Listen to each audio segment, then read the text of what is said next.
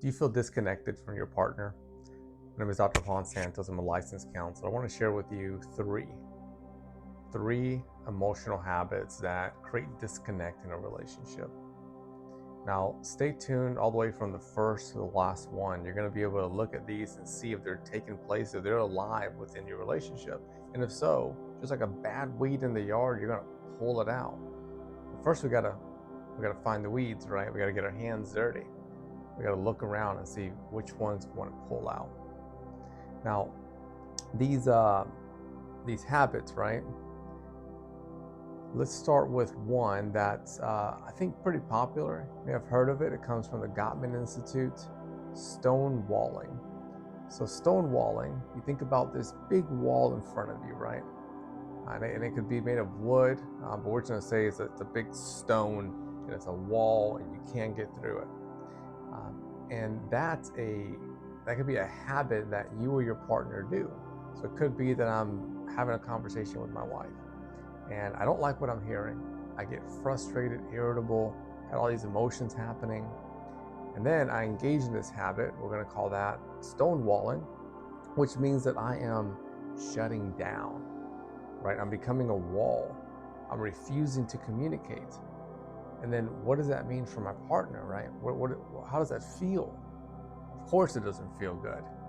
And that habit over time, right, becomes this weed that really just takes over the yard, right? And at that point you're like, this is not a great yard. I don't want to play out here. I want to be out here. So if that's happening in your relationship, that's one you want to really pull out.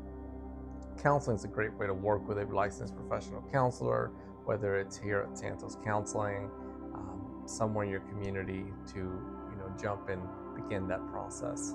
Number two, right? So number two, when we look at these habits that hurt a relationship, create that disconnect, lack of affection.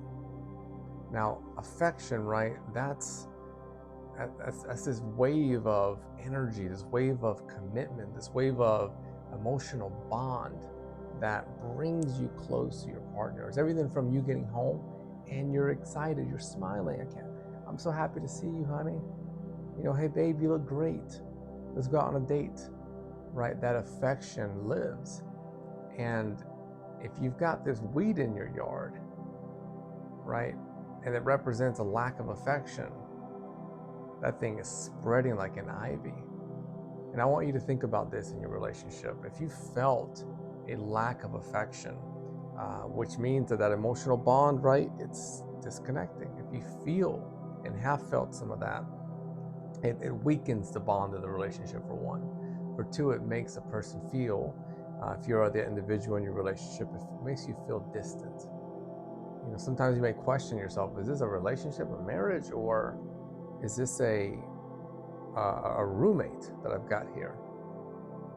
So that's another weed you want to pull out. The third one that we're going to look at, again, focused on three emotional habits that, once again, hurt a relationship. And at times, it hurts a relationship without even realizing that it's hurting a relationship. Keeping track of score, right? Keeping track of score. Sometimes we do it because we become defensive. Your partner says, you never wash the dishes, and then you pull out something from 2 weeks ago, right? This sense of keeping score, who's right, who's wrong. It plays with a power dynamic, inferior, superior, flip that, superior, inferior. And then when you start feeling that, you in your relationship, you become a bit wary, a little hesitant to jump into hard conversations because you're worried, right? You're worried that if I have this needed yet difficult conversation with my partner, are they going to be in the here and now with me, or is this going to become a duel, right?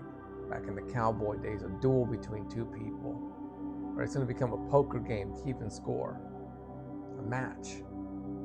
Now, two people together in a relationship, they're a team, but keeping score really disconnects that team. That's another weed you want to pull out. Now, if you found this helpful, I want to encourage you to subscribe, to join, share this with someone close to you, with your partner. Knowledge gives you that insight of knowing what to do in your relationship.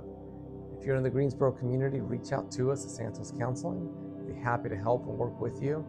If you're looking for some online support, maybe you're not ready for counseling, or you want something a little more DIY, right? Do it yourself.